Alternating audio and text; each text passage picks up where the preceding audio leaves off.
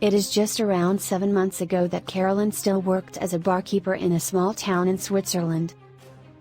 She liked her job, she knew her customers, everybody was friendly, but then restrictions came due to COVID-19. Her husband also lost his job, they were mostly at home and had nothing really to do. My husband became quite spiritual during these times. Carolyn said he started reading books she had been given by friends a long time ago.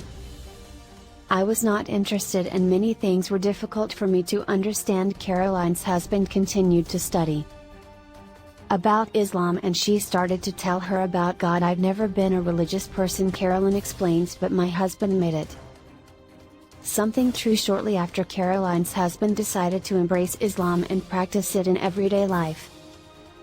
My husband accepted Islam first. When my husband became Muslim, I was surprised. Yes, he had talked about God and Islam in our society, especially for women who wear a headscarf, but she was very determined.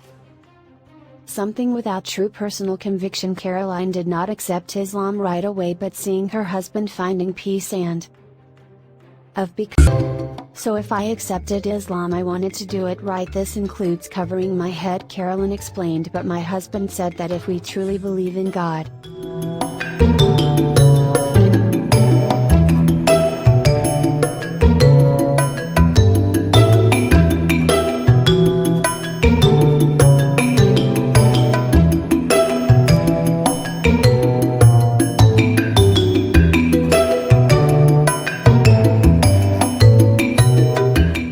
we know that He will take care of us. It took another few weeks and Carolyn joined her husband and became Muslim after accepting Islam and covering her head.